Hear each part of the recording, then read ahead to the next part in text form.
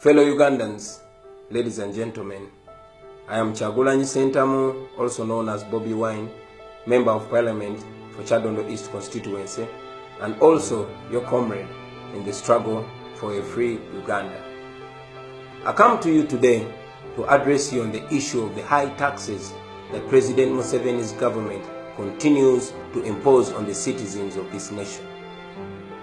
On Wednesday, the 11th day of July 2018, joined by patriotic young men and women of Uganda, we marched in Kampala city in protest against the unfair and extortionist mobile money and social media taxes.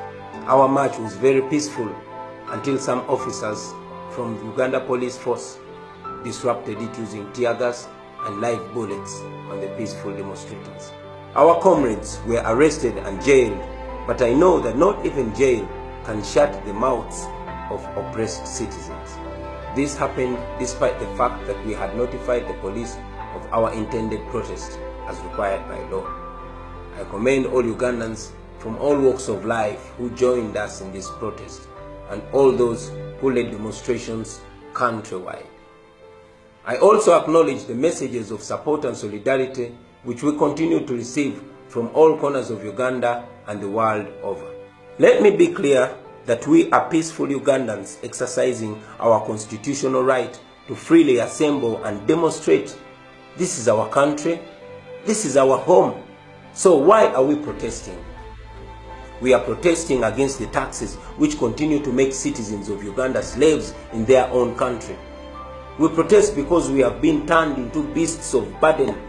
Ugandans work very hard and all the government does is to milk the last penny out of them. Instead of giving incentives to the unemployed young Ugandans to make startups like in other countries, the government is simply making life impossible for them. We protest because as we speak, government continues to put hardworking Ugandans in a corner and to squeeze life out of them. Yes, as we speak, the taxes on fuels and other basic commodities have forced the prices to skyrocket. We protest because the citizens of this country pay and pay through the nose but do not get the services that they deserve. All our sweat and labor is abused. A lot of our money is either wasted or stolen. The common citizen's effort goes to satisfy the lavish lifestyle of very few people. This is why we protest. As Ugandans pay, hospitals continue to rot, our mothers continue to die while giving birth, and yes, our children continue to study under terrible conditions. Unemployment continues to rise, and the gap between the rich and the poor continues to grow. The more we are forced to pay, is the more government says it does not have enough money and it keeps borrowing debts which our children and their children will have to pay. This is why we protest. We know how shameless our government is, that while citizens are still groaning under the yoke of heavy taxation, President Museveni has directed the Minister of Finance to urgently avail money for the 456 members of Parliament. And this is expected to cost the taxpayer more than 290 billion shillings. The citizen of this nation has been mocked enough. This provocation of Ugandans needs to stop. We cannot continue to be taken for granted. We can't continue to be taken for a ride. We reject the double taxation and the triple taxation with the contempt that they deserve. Who on earth came up with this ridiculous idea of taxing social media?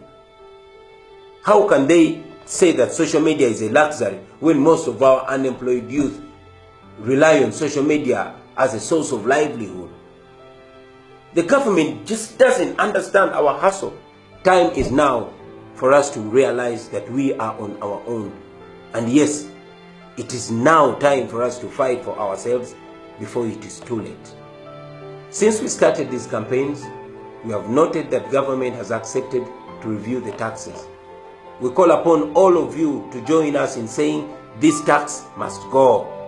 This is evidence that if we unite and speak with one voice, there is nothing that we cannot achieve. Now, our voices need to get louder and more assertive and more emphatic. When called upon, please join us in our next peaceful protest.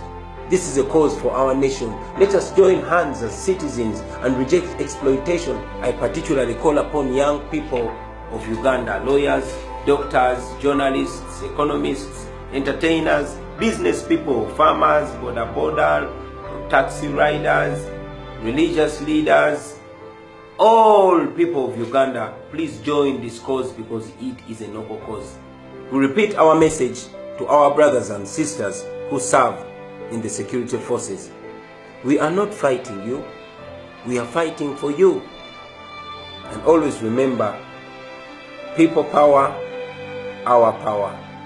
Our power, people power.